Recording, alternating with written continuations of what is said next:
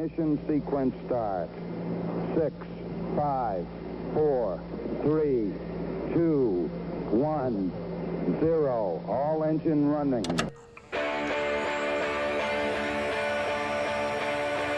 Hello? You play to win the game. I mean, listen, we're talking about practice. Not a game. We're talking about practice. To LeBron James! That was insane! Officially insane, LeBron James! Well, I've been sliding the rails, walking out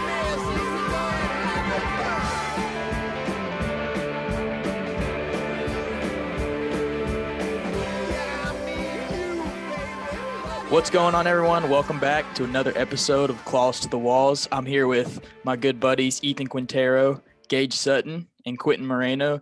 Today, we're going to be talking about a little Texas State football, and then we have our own special midseason, or I guess a little bit past midseason awards for the NFL. We're going to talk about who we expect to be the MVP, Offensive Rookie of the Year, defensive, all that kind of good stuff. But first, we're going to dive into some Bobcat football. In Texas State dropped another close game against another conference opponent. It seems like they're always in it to the end, but they can never quite close it out. So I'll start with you, Quentin. What we kind of talked about this last time last Claws to the Walls. What is just keeping this team from finishing? Again, 1-9 record right now, not improving from last year, at least in the as far as the record is concerned. So what do you think is just missing from this football team from being able to get over the hump? Man, it's kind of hard to narrow down exactly because you're seeing these games, right, and they're super close. Like I saw somebody had commented and said on this past week's game video, they said Texas State is such a good team. There's just these small margins that are keeping them from winning these games. You know, we're staying competitive and we're definitely present. Granted, there are games that have gotten away from us. I think offensively, just maybe with certain situations when the quarterback's under fire. But I think the thing that we're missing more than anything is just that cohesiveness. I think the team is still like in this phase where they definitely have the fire. They definitely believe in themselves. They want to win these games. You can see it just this past weekend. That game, I mean, they kind of messed things up at the very beginning, and they fought back the entire way. Like they were just going. And I think it speaks a lot to where the team's mentality is with the record. They know that the record is bad, but they're not letting that show with their effort that they're putting out there. So I think it's kind of that situation where you get in a funk and it's kind of hard to get out of it and string things together. Right now, they're just kind of looking for any kind of push that they can have out there on the field. Yeah, I think you nailed it right on the head, Quentin. I think there are a lot of factors as to why this, Bobcat football team is struggling.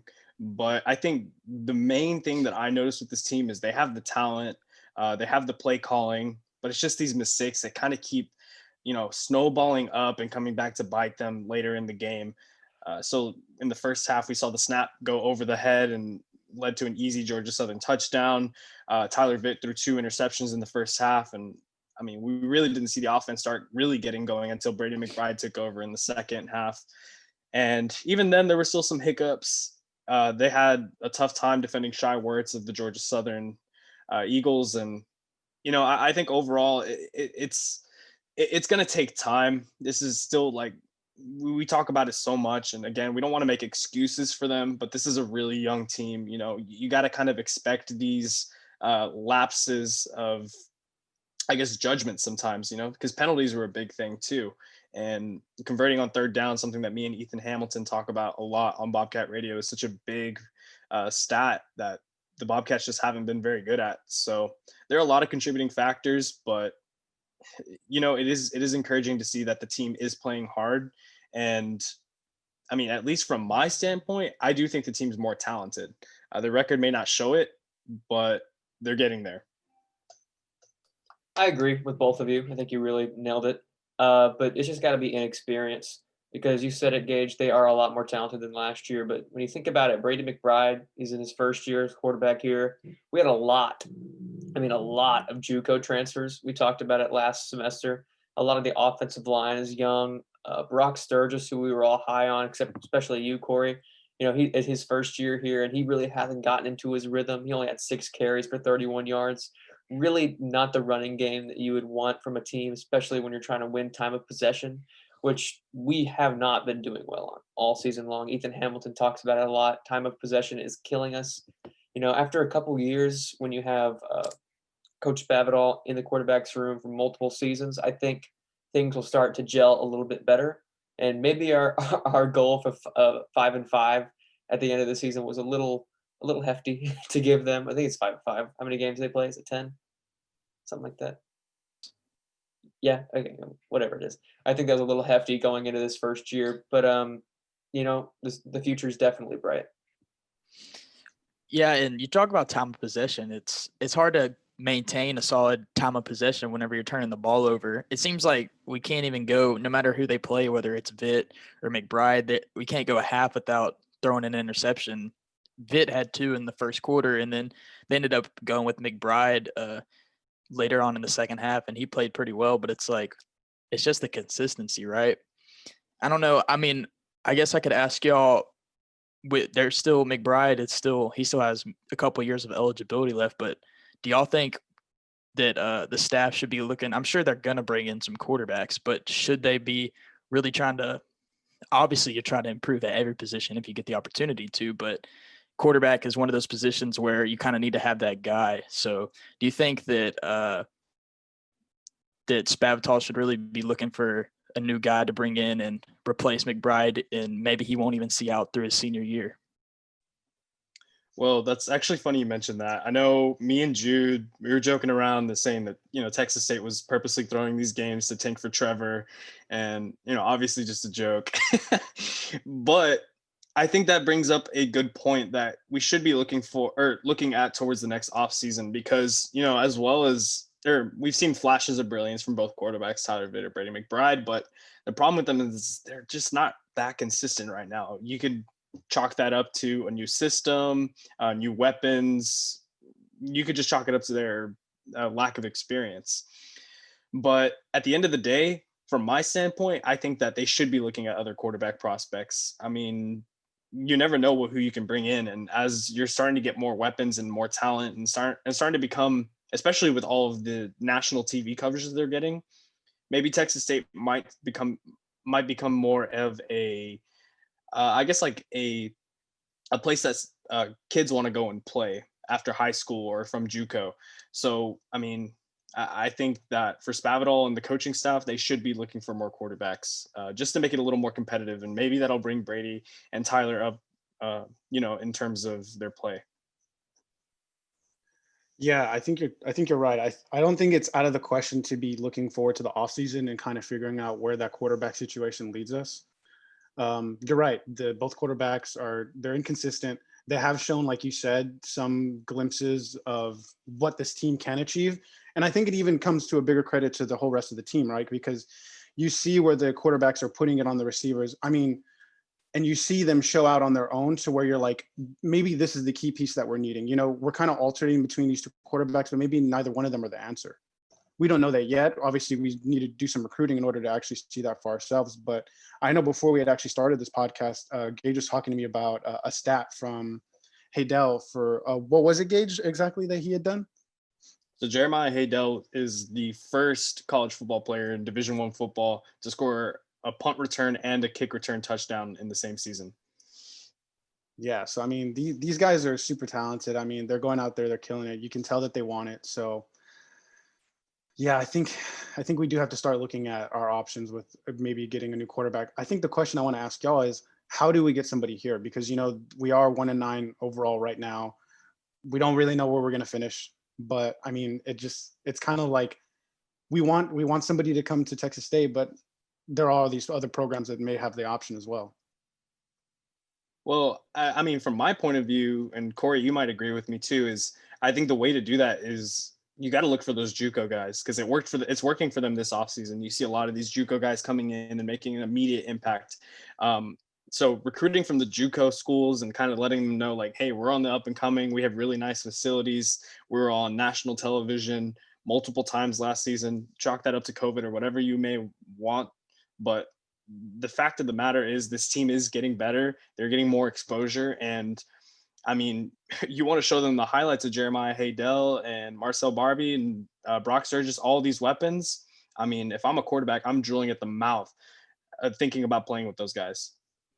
Yeah, and it's not just about when you're talking about college kids and especially who have goals to make it to the next level, it's not always about just wins, right? Because what they're going to do is if they're smart, I mean, they're going to look at the offense, they're going to look at the coach, they're going to look at how this program, like if you're a quarterback, they're going to look at how this program recruits weapons, how they use them.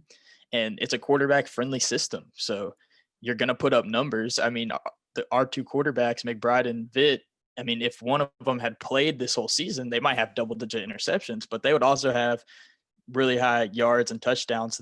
McBride's in the top 10, and he hasn't played every game in passing yards. So I think that like you said, Gage, JUCO is always a good option. You know, you got to make sure that sometimes you got to wonder, why is this super talented guy in JUCO? You know what I mean? Why wasn't he going to a D1? So there's always some questions there, but you can hash those out. And yeah, if I'm running the show, you know, McBride or Vitt is not stopping me from bringing in quarterbacks, maybe even more than one, you know what I mean, to compete. And just because to me, that's what they're missing. They have the offensive weapons. They have the defense. I mean, there's been a lot of injuries this year, especially in the secondary. So, and it's college football in 2020. So you can only expect so much from a defensive unit. You have to be able to score points. So, yeah. And, you know, one of the things I wanted to ask you, I actually wanted to ask Ethan Quintero about this. You know, one of the things that we're noticing with this team is they're staying close in a lot of these games. I think one of the only games that they got blown out by, the only game that I can remember that was a huge blowout, kind of expected it with BYU and Zach Wilson. But it's encouraging to see that the team is still staying close in a lot of these games. So EQ, what is your, I guess, kind of your viewpoint on the rest of the season, especially this upcoming matchup against Arkansas State on Saturday? I mean, you got to stay competitive. I mean, you don't want to lose any of these games. I think it speaks volumes to the culture that we're kind of building here at Texas State, that we are staying into these games. And a lot of these games we're getting behind early and we're managing to come back. I think about the UTSA game, especially. Even this game, we were down 17-7 in the first quarter against Georgia Southern, and we ended up only losing by 2 points. You know, so it speaks volumes that we aren't quitters and that we're going to, you know, drive and try and win all these remaining games. But really, I don't think Brady McBride or Tyler Vitt are that bad as we talk about. We were looking for a new quarterback.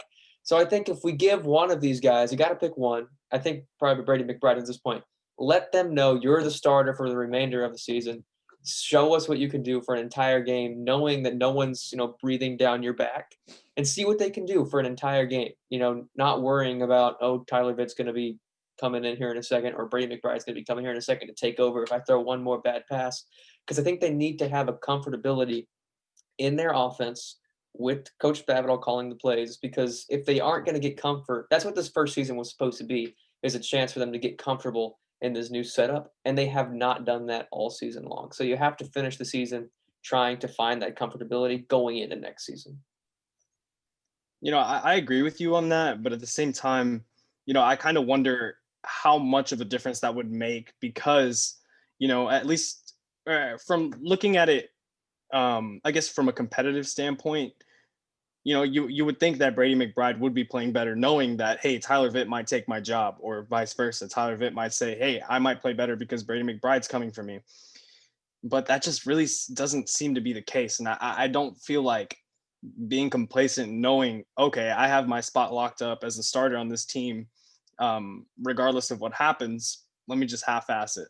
Like, I don't know if that's really the way that they should be approaching it either. That's a possibility, but I reference Carson Wentz. Remember how amazing he was playing? And you can draw this up to injury or whatever you want to say, but he was playing off the hook before Nick Foles took over. Nick Foles takes over next season. He goes back to the backup. Carson Wentz was never the same. And a lot of people thought that was a mental thing. Carson Wentz constantly thinking, if I mess up again, you know, they're just going to put Nick Foles in here. Everybody likes Nick Foles. He won the Super Bowl.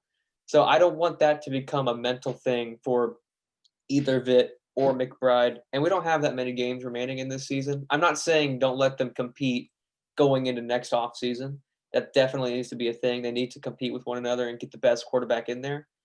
But just for the remainder of this season, see what one quarterback can do. And if he doesn't play well, then he's probably not going to be your starter next year. I agree, Ethan. I think in my opinion, I mean, hindsight's always 20/20. I think they should have just wrote it out with McBride and through all the ups and downs and just give him all that experience and not be let him play through the hard games where he throws 3 interceptions. You know what I mean? And maybe by the time next year, his decision making will be ironed out a little bit. But in football, it is a prove-it sport. So eventually they're going to have to play well. Otherwise, they're just not the guy. And then you got to move on. I'm not saying we're there yet, but, it's getting there. But real quick before we move on, let's talk a little bit about Arkansas State. Quentin, do you have anything about Arkansas State?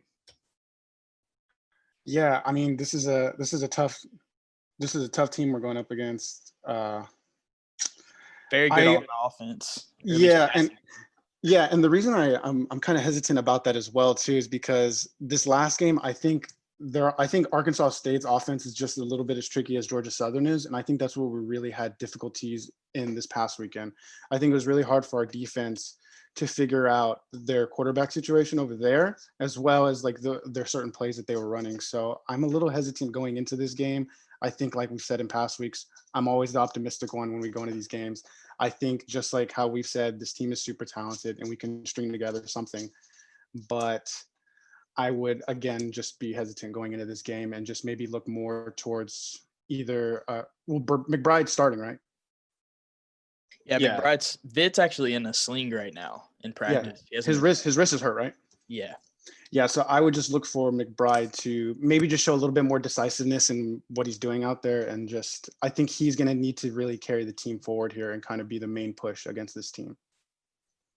And honestly, in my opinion, I do think this is a very winnable game. And honestly, with only 2 games left, this is the best chance that Texas State has at adding another win, because after that, they'll be staying at home, but they'll be playing Coastal Carolina, which is, in my opinion, the best team in the conference.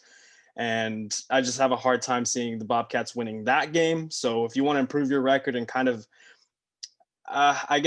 build the morale and get more experience, this would be a good week to win, especially against a much weaker team in Arkansas State compared to Coastal Carolina.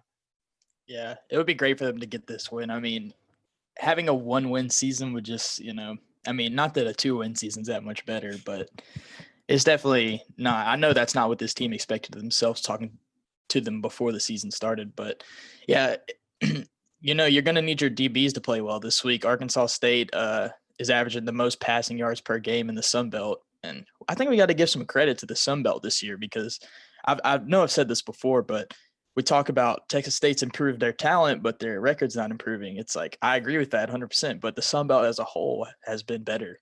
That's why they haven't been winning as well. So I think some credit needs to be given to those other teams like Coastal Carolina. We already know that App State and ULL are going to be, the 2 top teams in the Sun Belt for the most part, but shout out to, Coastal Carolina. That's a really good team. Georgia Southern's not the whole conference as a whole has actually been much better this year. Yeah, and I think you nailed it. I think that's exactly what's happening too, is Louisiana and Coastal Carolina are both ranked in the top 25 in the nation right now, which is just going to show how much better the Sun Belt is getting. So I do think that Texas State did get better, and like you said, it's going to take a little bit more time, especially with a lot of these other teams starting to get a lot better too. And it's helping that they're getting that national coverage that I've mentioned before too. Yeah. Plus, I think it should be mentioned, this team is 3-5 overall, and they've lost a 3-game losing streak so far. So I think, like you said, if there was a time for us to put something together, I think this is our best chance as we're getting ready to end out the season. All right. Any last thoughts? Any last statements want to be made about this Bobcat team before we talk about the NFL? We're good? All right. So NFL midseason awards. I feel, is this kind of more, do we kind of want to do more of a prediction towards who's going to be at the end of the season, or if the season ended today, who would be, how do we want to do it? I think we need to do if the season ended today. Okay. So if the season ended today, I'll start it with you, Gage. who would be your vote if you're a writer, a long-time 40-year writer for the NFL, and you get to vote for the MVP? Who are you voting for? In my opinion, if you would have asked me this a few weeks ago, I would have said Russell Wilson. But these past few weeks have been a little rough for him. He's been, a little loose with the ball. He's had 7 turnovers in the last 2 games, which is it's pretty bad. But I think if I had to pick right now, it'd be Patrick Mahomes. I mean, there are other guys who are in the conversation. I know Kyler Murray has been popping up in a lot of people's conversations lately, and Aaron Rodgers is always obviously up there. But in my head, I feel like people aren't talking about Patrick Mahomes enough, just because I feel like he hasn't had as flashy of a season as he did his first MVP season, but he's still putting up the stats. I think he only has like 1 interception on the season. He leads the league in passing touchdowns and passing yards, and basically every statistical category you can lead for as a quarterback. So I feel like Patrick Mahomes would be my choice. What about you, Ethan? I'd probably have to go with Patrick Mahomes too. He's the safe pick. I mean, he's 8-1. Like Gage said, he's putting up incredible numbers. You know what's funny about Patrick Mahomes? Any other quarterback puts up the same numbers that he is right now, and we're going crazy because they're outstanding. But he does it so effortlessly that we're getting spoiled, and we're like, oh, I mean, he's doing okay, I guess, for Patrick Mahomes. But he's still incredible. And if I had to pick someone else, I'd probably go Kyler Murray, because he's given Arizona just new life down there. And, obviously he has DeAndre Hopkins, which helps a lot, but he's playing out of his mind for a guy that's only in his 2nd season. Yeah, I think, man, I hate to just kind of come in and agree.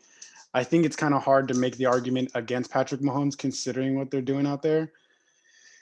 It's kind of what everybody expected, right? We kind of just expected it coming in that he was probably going to be leading the way. I mean, he has them 8-1. They're leading their division. I mean, I don't know. It's kind of hard. It's kind of hard to go against him. I would have probably said Russell Wilson, like Gage said earlier, a while back, but I'm not so sure now. He has been having a rough past 2 games, and he kind of is one of those kind of groove quarterbacks where once he gets in like this funk, it's kind of hard to notice him again. It sounds weird because he's Russell Wilson, right? Like this guy he's won a Super Bowl. He knows what's up, but he does kind of fall to the wayside as the season kind of goes on in some cases.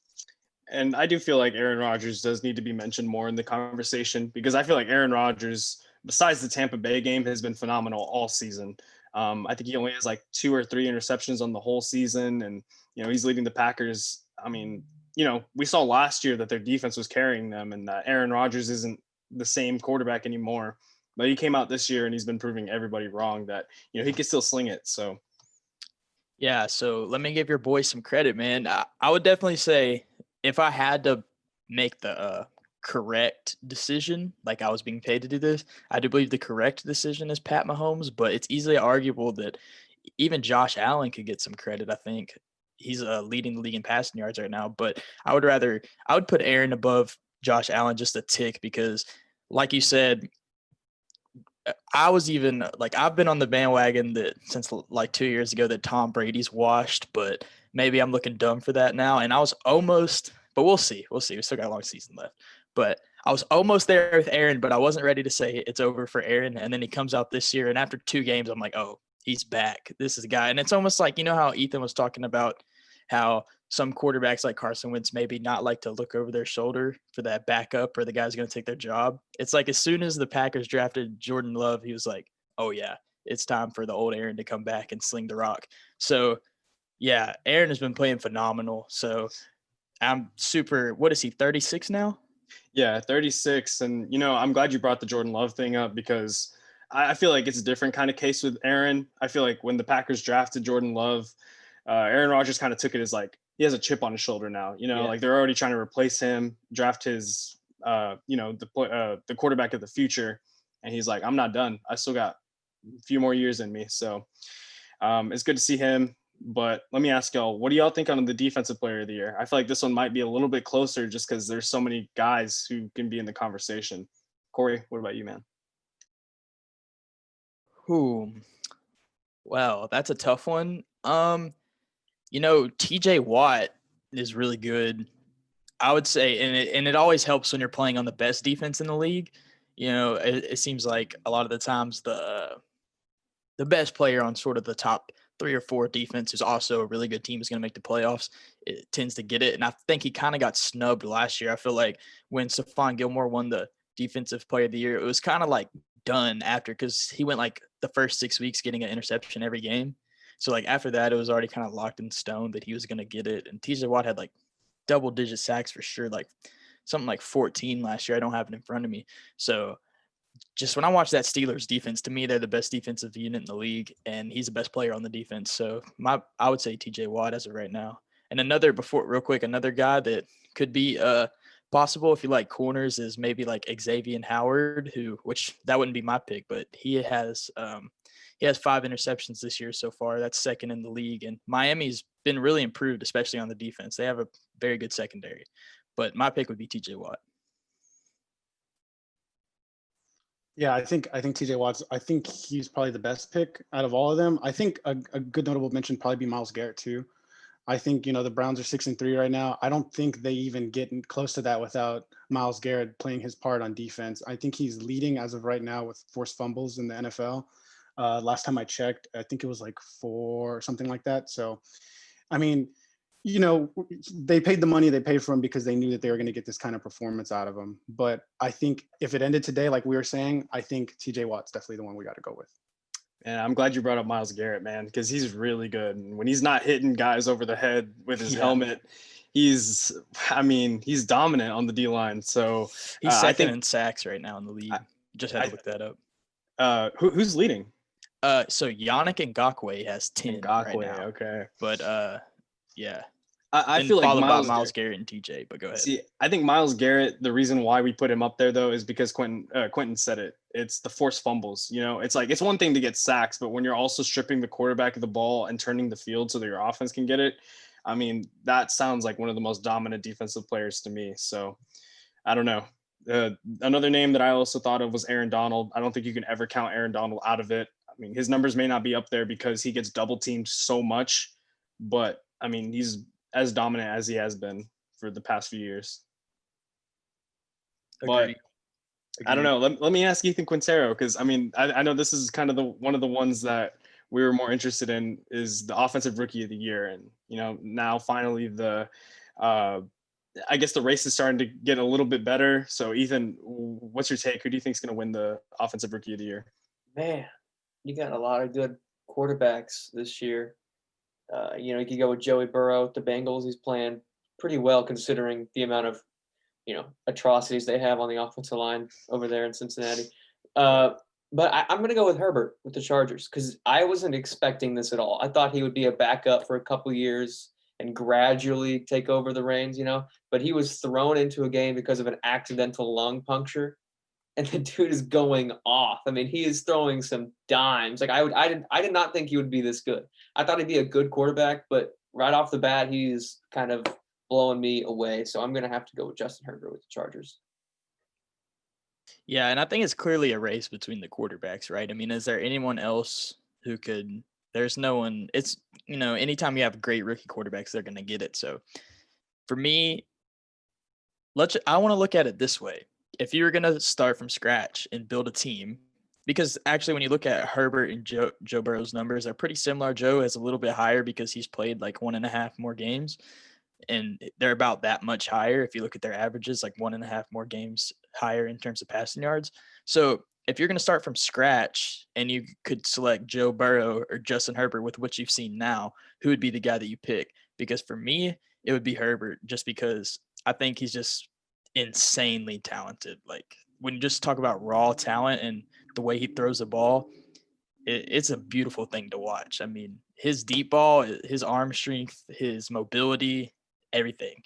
And you saw glimpses of that at Oregon, but you did not see, what he's done so far coming into the NFL. Otherwise, he would have been the second pick or the first pick. So what do y'all think about that?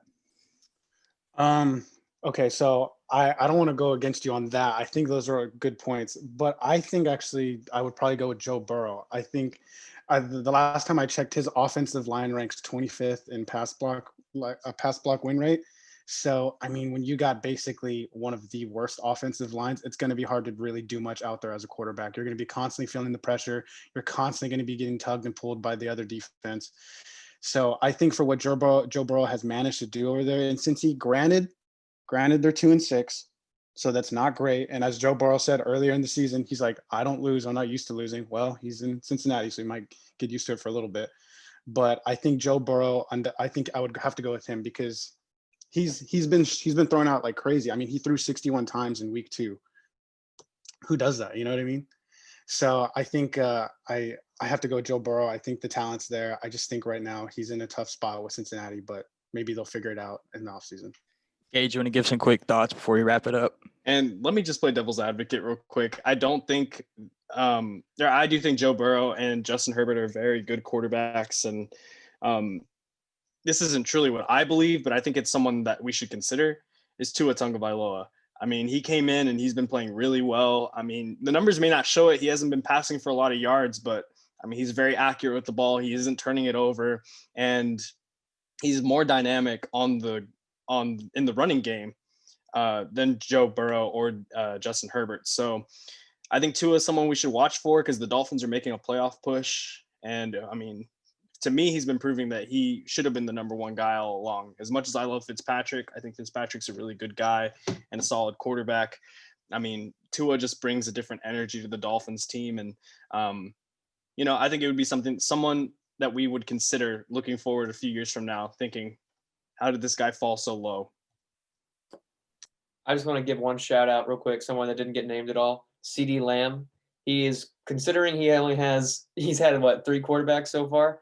And one of them was Ben DiNucci. I don't know who Ben DiNucci is. And then Dan Gilbert. He is still playing considerable important minutes out there on the field, and he's getting a lot of great catches. Love CeeDee Lamb. He's the future of the Cowboys. Yeah, Justin Jefferson, too. Not Justin Jefferson. CeeDee Lamb is playing much better than Justin Jefferson. I don't know about all that, buddy. Let's go. He's got scrubs throwing him the ball. Kirk Cousins is in a scrub? I could be the quarterback of the Dallas Cowboys right now. That's how bad it is. I'm just saying. But we're doing our best out there. Yeah. All right, guys. We'll close it out on that. Thank you so much for listening to this episode of Close to the Walls. Be sure to always be checking in. We'll have another episode out next week, I'm sure. Be sure to tune in to Bobcat Radio tomorrow or Thursday. It's Thursday this week at 11 a.m., but usually schedule, as you know, Monday, Wednesday, Friday, 11 a.m. Bobcat Radio. Be sure to check out our blog, ktsw.net, Twitter, KTSW Sports, and you can listen to the football game Saturday, 11 a.m. at KTSW 89.9. Thank you so much for listening. Have a blessed day. Peace.